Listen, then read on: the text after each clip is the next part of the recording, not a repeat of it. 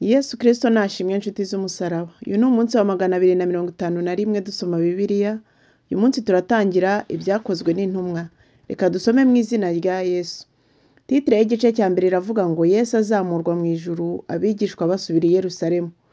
Teofilo we, muri cya gitabo cya mbere nanditse ibyo Yesu yabanje gukora no kwigisha byose, kugeza ku munsi yazamuriwe mu ijuru amaze gutegeka intumwa yatoranije azitegekesha umwuka wera.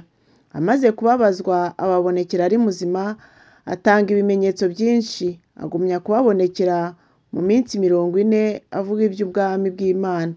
Nuko abateraniriza hamwe abategeka kutava i Yerusalemu, bati ahubwo murindire ibyo Data yasezeranije, ibyo nababwiye. Kuko Yohana yabatirishaga amazi, ariko mwebweho mu minsi mike muzabatirishwa umwuka wera.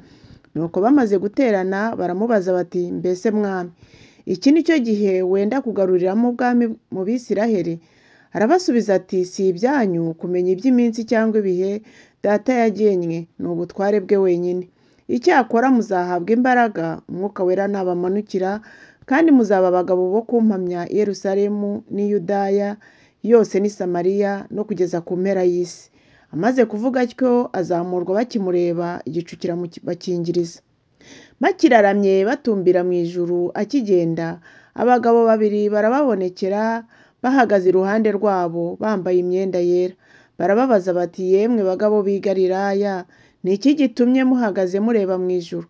Yesu bakuwemo akazamurwa mu ijuru, azaza atyo nk'uko mumubonye ajya mu ijuru. Basubira i Yerusalemu bavuye ku musozi witwa Elayono, uri bugufi bw'i Yerusalemu, nk'urugendo rwo kugendwa ku isabato. Basohoyeyo barurira bajya mu cyumba cyo hejuru, aho Petero na Yohana na Yakobo na Andereya na Filipo na Toma na Barutumayo na Matayo na Yakobo mwene Arufayo na Simoni Zerote na Yuda mwene Yakobo babaga. Abo bose hamwe n'abagore na Mariya nyina wa Yesu na bene se bakomezaga gusengana umutima uhuye. Matiyasi atoranywa gusubira mu mwanya wa Yuda.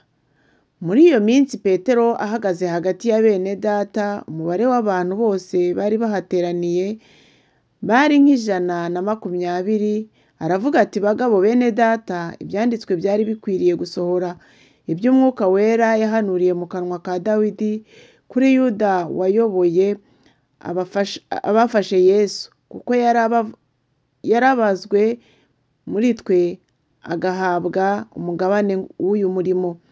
Kandi uwo muntu amaze kugura isambu ku byo yahaweho igihembo cyo gukiranirwa kwe, agwa yubamye araturika, amara ye yose arataraka. Bimenyekana mu batuye i Yerusalemu bose, nicyo cyatumye iyo sambu mu rurimi rwabo bayita Akerudama, risobanurwa ngo isambu y'amaraso. Ndetse byanditswe mu gitabo cya Zaburi ngo, iwe hasigara ubusa kandi he kugira undi uhaba, kandi ngo ubusonga bwe bugabane undi.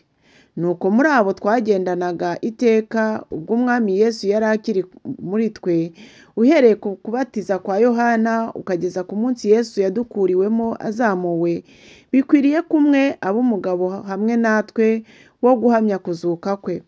Bahitamo 2, umwe ni Yosefu witwaga Barisaba, uwo bahimbye Yusito, undi ni Matiyasi. Barasenga bati, Mwami Mana, umenya imitima y'abantu yose, werekane utoranije muri aba bombi ab'intumwa, ahabwa uyu murimo Yuda yataye akajya ahe. Barabafindira, ubufindo bufata Matiyasi, nuko abaranwa n'intumwa 11. Ibyakozwe n'intumwa ibice 2. Uko Umwuka Wera yamanukiye intumwa. Umunsi wa Pentekote usohoye, bose bari hamwe mu mwanya umwe bahuje umutima. Nuko umuriri ubatungura uvuye mu ijuru, umeze nk'umuyaga uhuha cyane, ukwira inzu bari bicayemo. Haboneka indimi zigabanije zisa n'umuriro, ururimi rujya ku muntu wese wo muri bo. Bose buzuzwa Umwuka Wera, batangira kuvuga izindi ndimi nk'uko Umwuka yabahaye kuzivuga. Muri Yerusalemu habaga Abayuda b'abaturage b'abanyadini bari baraturutse mu mahanga yose ari munsi y'ijuru. Uwo muriri ubaye abantu benshi baraterana, batangazwa n'uko umuntu wese yumvise ba bandi bavuga ururimi rw'iwabo. Barumirwa bose baratangara bati, mbese aba bose bavuga si Abanyagalilaya? None se ni iki gitumye twese tubumva bavuga indimi z'iwacu za kavukire?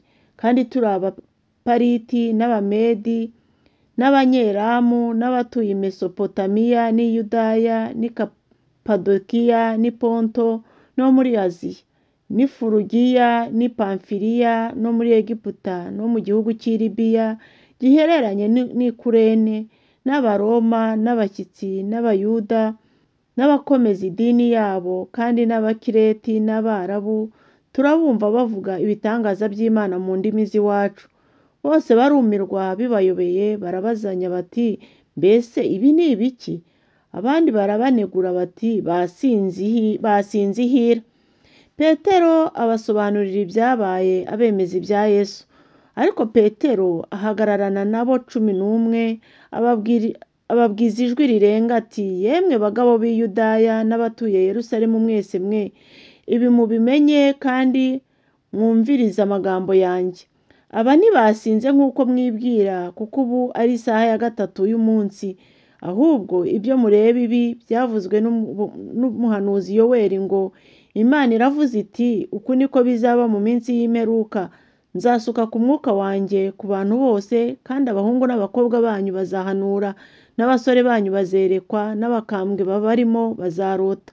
Ndetse n'abagaragu banjye n'abaja banjye muri iyo minsi nzabasukira ku mwuka wanjye, bazahanura. Nzashyira amahano mu isi hejuru, nshyira n'ibimenyetso mu isi hasi, amaraso n'umuriro no gucumba k'umwotsi. Izuba rizahinduka umwijima n'ukwezi guhinduka amaraso, uwo munsi mukuru kandi utangaje w'Uwiteka utaraza. Kandi umuntu wese uzambaza izina ry'Uwiteka azakizwa. Yemwe bagabo ba Isiraheli mwe, nimwumve aya magambo. Yesu w'i Nazareti, wa muntu Imana yahamirishije imirimo ikomeye n'ibitangaza n'ibimenyetso, ibyo yamukoresheje hagati yanyu nk'uko mubizi ubwanyu, uwo muntu amaze gutangwa nk'uko Imana yabigambiriye, ibimenye bitari byaba, mwamubambishije amaboko y'abagome muramwica. Ariko Imana yaramuzuye, ibohoye umubabaro uterwa n'urupfu, kuko bitashobotse ko akomezwa narwo. Kuko Dawidi yavuze iby'uwo ati, nabonye umwami ari imbere yanjye iteka ryose, kuko ari iburyo bwanjye ngo ntanyeganyezwa. Nicyo gituma umutima wanjye unezerwa, ururimi rwanjye rukishima, kandi n'umubiri wanjye uzaruhukana wiringiye ibizaba.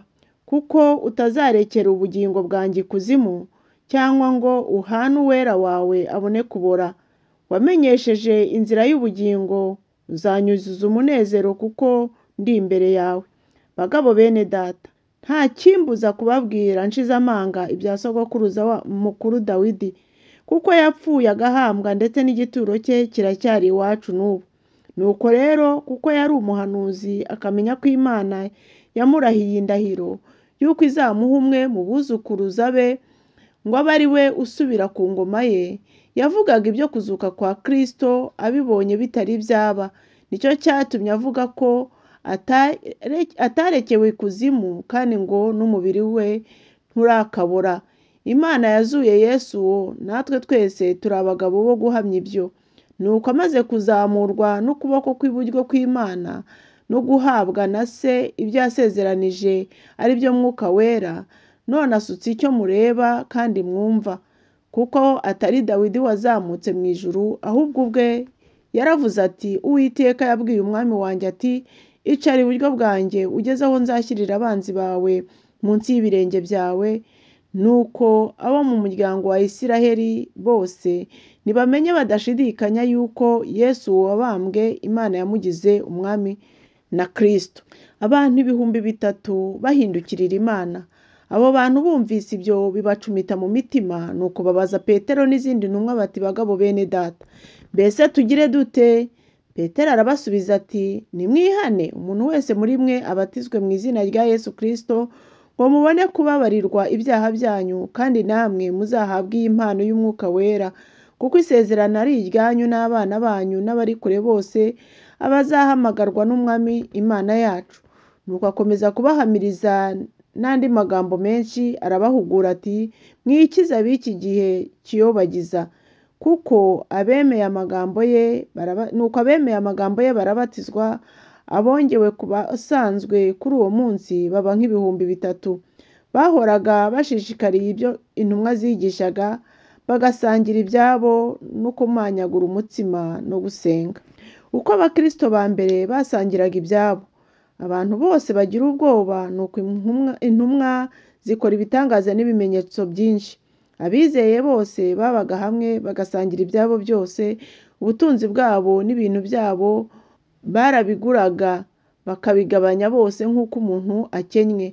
Kandi iminsi yose bakomezaga kujya mu rusengero n'umutima uhuye n'iwabo, bakamanyagura umutsima, bakarya bishimye, bafite imitima itishama, bahimbaza Imana, bashimwa n'abantu bose. Kandi uko bukeye Umwami Imana ikabongerera abakizwa. Ibyakozwe n'intumwa, ibice 3. Petero na Yohana bakiriza ikirema ku irembo ry'urusengero. Nuko Petero na Yohana barazamuka bajya mu rusengero mu gihe cyo gusenga, aricyo saa 9. Hariho umuntu wavutse aremaye ibirenge, yaherehekwaga agashyirwa ku irembo ry'urusengero ryitwa Ryiza, kugira ngo asabirize abinjira mu rusengero. Abonye Petero na Yohana bagiye kwinjira mu rusengero, arabasaba ngo bamuhe. Petero na Yohana baramutumbira. Petero aramubwira ati, uturebe. Abitaho agira ngo hari icyo bamuha. Petero aramubwira ati, ifeza n'izahabu ntabyo mfite, ahubwo icyo mfite ndakiguha.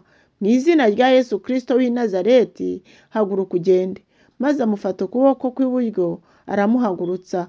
Uwo mwanya ibirenge bye n'ubwongo mbambari birakomera, arabandaduka, arahagarara, aratambuka, yinjirana nabo mu rusengero, atambuka yitera hejuru ashima Imana. Abantu bose babona agenda ashima Imana, baramumenya ko ari we wajyaga yicara ku irembo ry'urusengero ryitwaga Ryiza asabiriza ngo bamuhe. Barumirwa cyane, batangazwa n'ibimubayeho. Petero yigisha abateranijwe no kureba uwakijijwe. Agifashe Petero na Yohana, abantu bose birukankira kuri bo, bateranira ku ibaraza ryitwa irya Salomo bumiwe cyane. Petero abibonye abaza abo bantu ati, yemwe bagabo ba Isiraheli, ni iki gitumye mutangarira ibi? Mudutumbirira iki nk'aho ari imbaraga zacu cyangwa kubaha Imana kwacu biduhaye kumugendesha? Imana ya Aburahamu na Isaka na Yakobo, ariyo Mana ya ba sogokuruza, yashimishije umugaragu wayo Yesu, uwo mwatanze mukamwihakanira imbere ya Pilato amaze guca urubanza rwo kumurekura. Ariko mwihakana uwera kandi umukiranutsi, musaba ko bababohorera umwicanyi. Nuko wa mukuru w'ubugingo muramwica, ariko Imana iramuzura. Natwe turi abagabo bo guhamya ibyo. Kandi uyu wo mureba kandi muzi, kuko yizeye izina ry'uwo niryo rimuhaye imbaraga, kandi kwizera ahawe n'uwo niko kumukirije rwose imbere yanyu mwese. Kandi none bene data, nzi yuko mwabikoze mutabizi, n'abatware banyu nabo nuko. Ariko ibyo Imana yahanuriye mu kanwa k'abahanuzi bose, yuko Kristo wayo azababazwa, ibyo yabishohoje ityo. Nuko mwihane muhindukire, ibyaha byanyu bihanagurwe, ngo iminsi yo guhemburwa ibone ukwiza ituruka ku Mwami Imana. Itume Yesu ari we Kristo wabatoranirijwe kera, w'ijuru rikwiriye kwakira kugeza ibihe ibihumbi byose bizongera gutunganirizwa, nk'uko Imana yavugiye mu kanwa k'abahanuzi bera bayo bose uhereye kera kose. Mose yaravuze ati, Umwami Imana izabahagurukiriza umuhanuzi muri bene wanyu umeze nkanjye, nuko muzamwumvire mu byo azababwira byose. Nuko rero umuntu wese utazumvira uwo muhanuzi azarimburwa mu bantu. Kandi n'abahanuzi bose uhereye kuri Samweli n'abamukurikiyeho, uko bahanuye bose ni nako bajyaga bavuga iby'iyi minsi. Namwe muri abana b'abahanuzi kandi muri abisezerano Imana yasezeranije ba sekuruza wanyu. Ibwira Aburahamu iti, mu rubyaro rwawe nimo imiryango yose yo mu isi izaherwa umugisha. Ni mwebwe Imana yabanje gutumaho umugaragu wayo imaze kumuzura, kugira ngo abahe umugisha abahindure umuntu wese ngo ave mu byaha bye. Imana ibahe umugisha, tuzakomeza ejo muri iki gitabo cy'ibyakozwe n'intumwa. Mugire umunsi mwiza, ndabakunda mu izina rya Yesu.